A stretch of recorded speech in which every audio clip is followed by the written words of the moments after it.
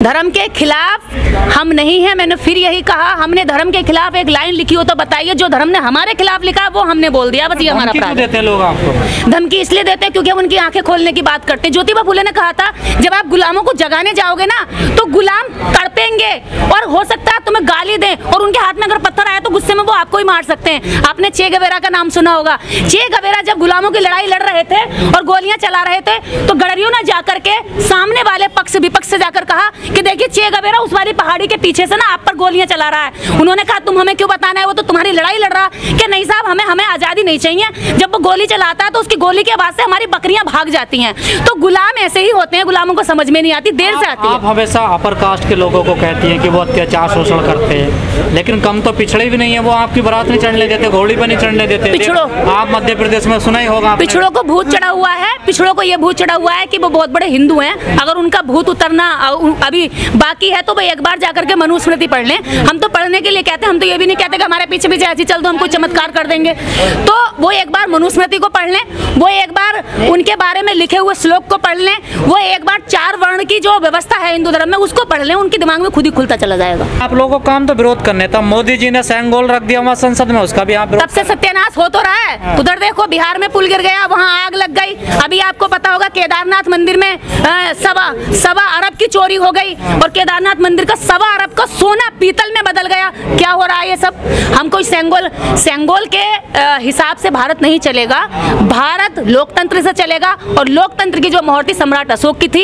इस भारत में सेंगोल से राज चलाने वाले एक राजा का नाम बता दो जिसने भारत को अखंड किया हो। सम्राट अशोक ने पूरे भारत को अखंड किया तो सम्राट अशोक का राज ज्यादा बढ़िया होगा जिसमें लोकतंत्र था। जिस राजा के अंदर इतनी ह्यूमैनिटी थी, जिसने सड़कों पर चलने वाले राहगीरों के लिए पियाऊ लगवाई, पहला उसी का ये कॉन्सेप्ट था। और जानवरों और राहगीरों को आराम देने के लिए सड़कों पर जो आज ग्रीन बेल्ट लगाते हैं ना, ये ग्रीन बेल्ट का कॉन्सेप्ट इनका नहीं है या किसी और राजा का नहीं है, ये सम्राट अशोक का था। सम्राट अशोक ने रास्ते में पियाऊ लगवाई, पेड़ लगवाए ताकि राहगीर आराम कर सके, सस्ता सके। अगर उसे गर्मी लगे तो वो कुछ देर के लिए राहत लेकर के जानवर जब चलते, जानवरों पे पहले सवारियां की जाती थी, तब मोटर गाड़ी नहीं होती थी, तो जानवरों को आराम मिल सके, वो पानी पी सके। ऐसे राजा को आप किनारे करके एक सेंगोल का राजा पता नहीं कौन, और वो राजा जो सेंगोल को मानते थे वो महिलाओं को अर्धनग्न रहने का कानून बनाते थे। जो सेंगोल को मानने वाले राजा थे तो वो दलित महिलाओं पर ब्रेस्ट टैक्स लगाते थे। ब्रेस्ट टैक्स लगाने वाले राजाओं का सेंगोल आप आज लोकतंत्र भारत में रख रहे हैं। ये क्या साबित कर देना चाहते कि आप लोकतंत्र को नहीं मानते? मोदी जी राजा थोड़ा ही, वो तो सेवक है ना। तो एक सेवक जनता का है या वो मंदिरों के सेवक है? मोदी जी ने कहा नहीं। हमें ये जानना, अगर वो जनता के सेवक है तो जनता की बात करें। हमें तो ऐसा लग रहा है वो पुजारियों के सेवक है, पुजारियों के लिए चौपर में बिठा कर ला रहे हैं। देश की राष्ट्रपति किनारे खड़ी हैं और लेट करके हमने प्रधानमंत्री चुना था। किसी पुजारी के आगे रेंगने वाला हमने कोई गुलाम नहीं चुना था। वो एक स्वतंत्र लोकतंत्र भारत के राजा हैं, यहाँ से चुनकर गए हमारे वोटों से, तो पूरे देश का सम्मान उनके सम्मान से जुड़ा हुआ है। वो जाकर के 4 अनपढ़ पुजारियों के आगे लेट जाते हैं, लेट कर उनके पैर छूते हैं। इस देश को और देश के नागरिकों को बहुत शर्मिंदा करने वाली हरकत थी।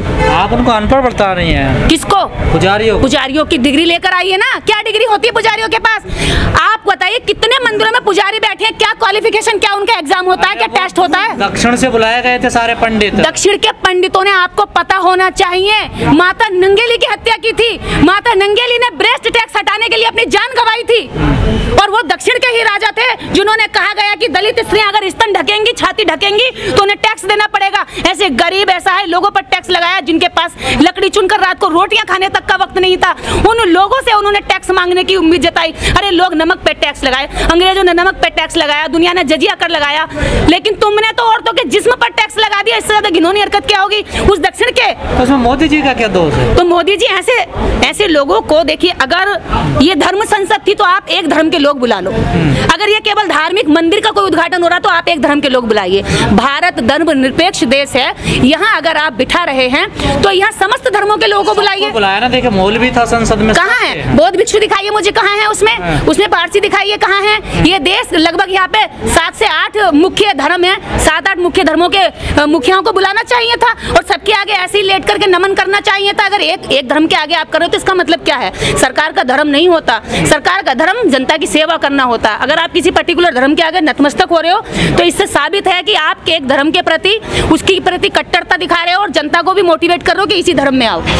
बीजेपी वाले कह रहे हैं मोदी जी की जो प्रगति है ना, देश में जो विकास हो रहा है आप लोगों को पच नहीं रहा। देखिए, हमें तो खूब पच रहा है, जहाँ जहाँ भी विकास हो रहा है उसकी हम सराहना करते हैं। मोदी जी ने जो जो अच्छे काम किए उसकी हम सराहना करते हैं, लेकिन जो गलत काम किए उस पर भी तो हम ही सवाल करेंगे। कोई दूसरे प्लेनेट से उठ के व्यक्ति नहीं आएंगे। हम मोदी जी को अपना प्रधानमंत्री मानते हैं। आपने आज तक इतने हजारों बयान लिए, क्या कभी मैंने मोदी जी को गलत कहा? मैं मोदी जी को अपना देश का प्रधानमंत्री मानती हूँ, उनकी रेस्पेक्ट करती हूँ, उस कुर्सी की रेस्पेक्ट करती हूँ। उस कुर्सी पर मोदी जी नहीं होंगे, कोई और होगा, मैं तब भी उसकी रेस्पेक्ट करूंगी। लेकिन अगर गलतियां होंगे तो हम, ये जागरूक नागरिकों का फर्ज बनता है कि जनता को बताएं कि ये गलत हो रहा है। अगर हमने ये बता दिया तो आप इसको विरोध कैसे कह सकते हैं? और असली राजा और सही राजा वही होता है जो अपनी आलोचना और समालोचना, अपनी अच्छाई और बुराई दोनों को सहन करने की क्षमता रखता हो। तो मोदी जी कहते हैं कई किलो गाली खाता हूँ दिन भर में। वो कई किलो गाली पता नहीं कौन देता है उनको, हम तो कभी आज तक एक गाली नहीं दी है। वो काम करेंगे अच्छे तो उनकी तारीफ होगी, उनके जितने भी अच्छे काम उनके हमने तारीफ की है। तो कहते हैं मोदी तेरी कबर खुदेगी, और कौन कहता है? आपने बताइए, हमारा एक बयान लाइए, कुछ भी उलझुल कह दोगे आप? एक बयान लाइए ना। विपक्ष, मैं कांग्रेसी हूँ क्या? मैं कांग्रेसी हूँ, हैं? मैं कांग्रेसी हूँ, एक दिखा दे मुझे कांग्रेस की सदस्यता है क्या? ना मैं कांग्रेसी हूँ, ना बसपाई हूँ, ना मैं सपाई हूँ, ना मैं बीजेपी की हूँ। मैं इस देश की स्वतंत्र नागरिक हूँ। अगर मैं जिस पार्टी की समर्थक हूँ, अगर उसमें भी गलतियां होंगी तो मैं उसको भी बोलूंगी, क्योंकि जनता के लिए स्वस्थ मुद्दे उठाना यही महत्वपूर्ण मुद्दा है, ना कि यह है कि आप किसी पार्टी के इतने गुलाम हो जाओ उसकी गलतियां ना देख पाओ। हम किसी पार्टी का टैग लगा के नहीं घूम रहे, ना हम किसी पार्टी के पपेट हैं। हम देश के स्वतंत्र नागरिक होने के नाते हमारा फर्ज बनता है और वो हम निभा रहे हैं। तो मीडिया कर रही है ना उस काम को देश में, देखिए मीडिया, हाँ, मीडिया तो पूरे दिन बाबाओं के चरण वंदन करती है। मीडिया दिखाती है बागेश्वर धाम, मीडिया दिखाती है ये बाबा गुफा में बैठ गए, ये बाबा ने समाधि लगा ली, ये बाबा किताब लिख रहे हैं, 10 दिन का मौन धारण करेंगे और समाधि लगा ली और किताब लिखेंगे। जिस बाबा को आज तक ये पता नहीं चला कि देश के अंदर कितने धर्म हैं, देश के अंदर खुद की बहन की शादी वो मुसलमान से करता है और देश की बेटियों से कहता है बहनों तेल में तलने वाले तिल, अगर 1000 तिल उसमें डालो तेल में और वो बुलबुले मार रहे हो, जल रहे हो और इतने तिलों की गर्मी शरीर पे पड़ रही हो, इतनी जगह जलने के बाद भी अगर कोई ये कहे कि मैं सच बोल रहा हूँ तो तुम मुसलमानों पे विश्वास मत करना। और खुद की बहन की शादी मुसलमान वो सहयोग से उनकी बहन की शादी ये गलत खबर चलाई जाए, जो भी खबर हो, चलिए वो खबर गलत हो सकती है, मुझे नहीं पता, लेकिन इनके ही चमचों ने चलाई है वो खबर भी।